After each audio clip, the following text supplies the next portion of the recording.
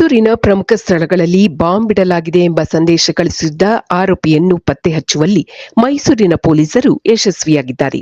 ರಾಜ್ಯದ ವಿವಿಧ ಕಡೆಗಳಿಗೆ ಇಮೇಲ್ ಮೂಲಕ ಬಾಂಬ್ ಇಟ್ಟಿರುವುದಾಗಿ ಬೆದರಿಕೆ ಹಾಕಿದ್ದ ಪ್ರಕರಣದಲ್ಲಿ ದೆಹಲಿ ಮೂಲದ ನಿಖಿಲ್ ಶರ್ಮಾ ಎಂಬುವವನನ್ನು ಮೈಸೂರು ಪೊಲೀಸರು ಭಾನುವಾರ ಬಂಧಿಸಿ ಸೋಮವಾರ ನ್ಯಾಯಾಂಗ ಬಂಧನಕ್ಕೆ ಒಪ್ಪಿಸಿದ್ದಾರೆ. ಮೇ 2ರಂದು ಮೈಸೂರು ನಗರ ಪೊಲೀಸ್ ಕಮಿಷನರ್ ಕಚೇರಿಗೆ ನಗರದ ವಿವಿಧ ಸ್ಥಳಗಳಲ್ಲಿ ಬಾಂಬ್ ಇಡಲಾಗಿದೆ ಎಂಬ ಸಂದೇಶ ಬಂದಿತ್ತು. ಅದನ್ನು ಗಂಭೀರವಾಗಿ ಪರಿಗಣಿಸಿದ ಪೊಲೀಸರು ನಗರದ ಪ್ರಮುಖ ಸ್ಥಳಗಳಲ್ಲಿ ತಪಾಸಣೆ ನಡೆಸಿದ್ದರು. ನಂತರ ಠಾಣೆಯಲ್ಲಿ ಪ್ರಕರಣ ದಾಖಲಿಸಲಾಗಿತ್ತು. ಮೈಸೂರು ನಗರದ ಪೊಲೀಸ್ ಆಯುಕ್ತೆ ಸೀಮಾ ಲಾಟ್ಕರ್ ಆರೋಪಿಯ ಪತ್ತೆಗೆ ವಿಶೇಷ ತಂಡ ರಚಿಸಿದ್ದರು. ಈ ವಿಶೇಷ ತಂಡವು ನಿಖಿಲ್ ಶರ್ಮನನ್ನು ಹುಬ್ಬಳ್ಳಿಯಲ್ಲಿ ವಶಕ್ಕೆ ಪಡೆದಿದೆ. ಬಿಕಾಂ ಪದವೀಧರನಾದ ಈತನು ಯುವತಿಯೊಬ್ಬಳನ್ನು ಪ್ರೀತಿಸುತ್ತಿದ್ದ.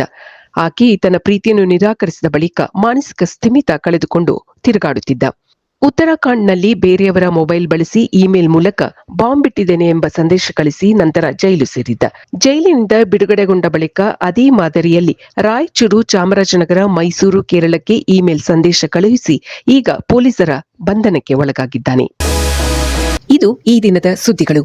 ನಿರಂತರ ಸುದ್ದಿಗಳಿಗಾಗಿ ವೀಕ್ಷಿಸುತ್ತಿರಿ ಜೀನಿ ನ್ಯೂಸ್. ನಮಸ್ಕಾರ.